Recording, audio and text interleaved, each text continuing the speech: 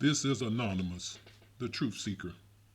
Have you ever wondered why women stay in abusive relationships, even when they know it's unhealthy? Your first question might be, why don't they just leave? But here's the problem. When it comes to an abusive relationship, it's never that easy just to throw in the towel and walk away. It's very complicated and more complex than that. Society has normalized unhealthy and abusive relationships. It perpetrates the ride or die mentality. So women feel the pressure to forgive and forget. And it becomes hard for them to identify their relationship as abusive or unhealthy, especially if they suffer from post traumatic stress syndrome by seeing their fathers, uncles, or brothers beat up their spouses. Growing up and witnessing these type of violent outbursts has distorted the common sense and led to low self-esteem. And they travel through life until they find someone just like their father. They love their abusers and believe they will change.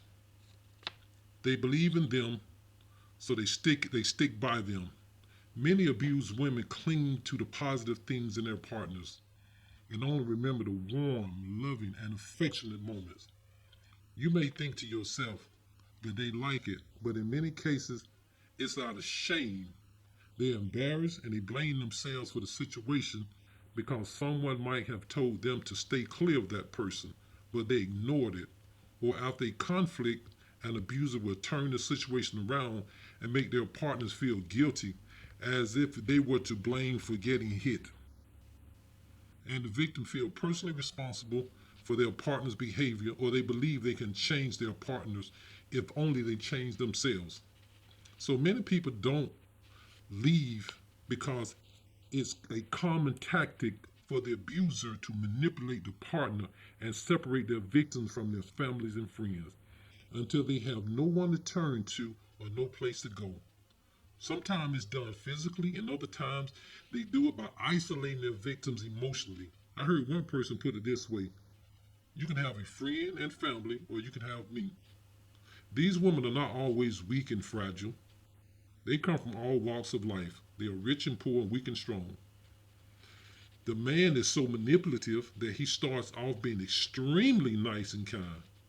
And afterwards, and over time, he began to separate the woman from their friends and start to control her financially and emotionally. He also uses fear and intimidation tactics to frighten her into staying.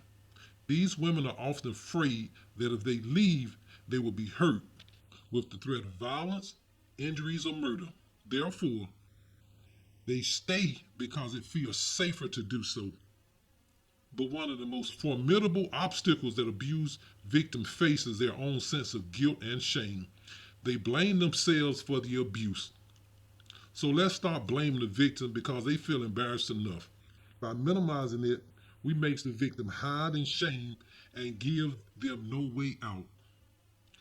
In closing, I would like to say, only by educating ourselves will we change things. Do you remember the Ray Rice, the NFL linebacker, who knocked out his fiancee, Janae Palmer, in the elevator? Rice and Palmer married the next day.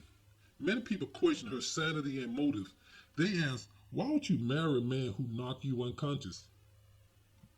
Oftentimes, when an abusive situation happens, it's followed up by a honeymoon phase where the abuser does something nice and apologizes and promise not to do it again. This minimizes their abusive behavior in the minds of their partners. So she accepts his apology and forgive him. And over time, when it happens again, the victims start blaming themselves, just like Ray Rice's case. Janae Palmer spoke out in defense of her husband. She apologized and stated that she deeply regret the role that she played that night and asked others not to take anything from the man she loves. That's crazy. That's why it's so hard for women to leave. Women that are domestically abused have distorted thoughts and damaged self-worth. Perpetrators have harassed and abused them to the point until it wears them down and they believe they deserve everything that they get. They become ashamed and embarrassed and blame themselves because they think they caused it all to happen. Whether it's the fear of bodily injury or financial threat, abused women are traumatized and controlled, and this has led them confused and doubtful and self-blame.